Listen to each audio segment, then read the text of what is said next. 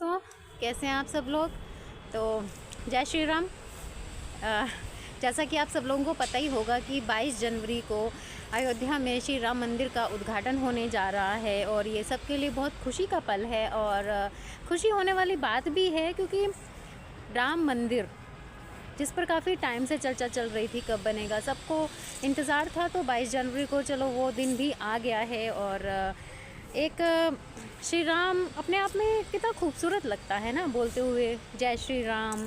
जब आप किसी से संबोधित करते हैं, किसी से आप पहली बार मिलते हैं, बात करते हैं, तो आप कहते हैं ना जय श्री राम, कैसे हैं आप सब लोग। और आप अगर गांव में गए होंगे तो गांव में भी बड़े बुज़ुर्ग जो लोग हैं आज भी वो कैसे संबोधित करते हैं, राम राम जी। तो कितना खूबसूरत सा लगता है ना, सुकून सा देता है ये शब्द। और सामने वाला अगर किसी भी मूड में कैसे क्यों ना हो, ये शब्द सुन के ही उसको थोड़ा सा तो मूड सही हो जाता है। तो भगवान को भी इस बहाने याद कर लिया जाता है। तो प्रभु श्री राम के बारे में सबको ही पता है, हिंदू धर्म में एक सम्मानित और पूजनीय ईश्वर हैं और घर घर में उनकी पूजा की जाती है। और जैसा कि आप सब लोगों को पता ही है कि प्रभु श्री राम अयोध्या के राजा दशरथ के 4 पुत्रों में सबसे बड़े पुत्र थे और जिन्हें माता कैकेयी के कहने पर 14 वर्ष का वनवास काटना पड़ा था। और उस 14 वर्षों में प्रभु श्री राम ने पूरे भारतवर्ष की यात्रा की थी और पूरे भारतवर्ष का भ्रमण किया था। उस दौरान उन्होंने जितने भी जाति थी, जितने भी समुदाय थे, जितने भी वर्ग थे, सबको प्रेम, मर्यादा और सेवा का संदेश दिया था। और प्रभु श्री राम को मर्यादा पुरुषोत्तम राम के कहकर संबोधित किया जाता है, क्योंकि उन्होंने वो एक मर्यादित उन्होंने जो संदेश दिया था वो बहुत ही अपने आप में एक कहते हैं ना कि मर्यादा में कैसे रहा जाता है, कैसे सत्य का पालन किया जाता है, कैसे सबसे भाईचारा बना के चला जाता है, कैसे सबके बीच में प्रेम से रहा जाता है और बड़े बुज़ुर्गों का सम्मान किया जाता है। तो ये सारे संदेश उन्होंने दिए थे। और ये सब मैं इसलिए बोल रही हूँ क्योंकि देखो, अब हमारा जो देश है, हमारा जो माहौल है, हमारा जो अभी का एटमॉस्फेयर चल रहा है, उसमें क्या हो रहा है कि हम लोग एक दूसरे से लड़ ही तो रहे हैं। हमारे मन में एक दूसरे के प्रति घृणा और नफ़रत ही तो फैल रही है कि ये छोटा है, ये बड़ा है।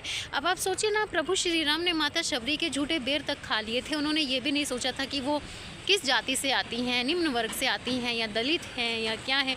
उन्होंने बड़े सम्मानित और पूजनीय तरीके से उनका आशीर्वाद भी लिया था।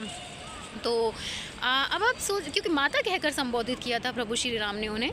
तो अब आप देखिए ना, अगर हम भगवान श्री राम को मानते हैं, उनकी पूजा अर्चना करते हैं, तो कोई भी धर्म हो, कोई भी ईश्वर हो, हमें एक ही संदेश देता है, प्रेम से रहिए, भाईचारे के साथ रहिए, हिंसा मत कीजिए, इससे किसी का नुकसान, किसी का क्या, सबका ही नुकसान होता है। अगर आप किसी के लिए प्रेम, जब आपके मन में किसी के लिए घृणा आती है, किसी के लिए नफरत आती है, तो वो बीज वहीं से पनपता है। तो उस बीज को मत पनपने दीजिए, उस बीज को वहीं ख़त्म कर दीजिए कि नहीं। देखिए, ये जीवन बहुत छोटा सा होता है। इस जीवन में मृत्यु सबसे बड़ा एक सत्य है। हम किसी भी व्यक्ति को, किसी भी इंसान को ये नहीं पता कि उसकी मृत्यु कब होगी। तो बेहतर है कि इस जीवन को प्रेम के साथ रहा जाए, भाईचारे के साथ इस जीवन को यापन किया जाए, जितनी भी ज़िंदगी है। और भाईचारे का, और प्रभु श्री राम यही संदेश देते हैं। तो मैं कामना करती हूँ, मैं विश करती हूँ कि 22 जनवरी को इस संदेश के साथ सब लोग एक साथ आगे बढ़ें और एक यादगार पल के रूप में इसको मनाएं, सेलिब्रेट करें। तो जय Shri Ram, bye bye, thank you.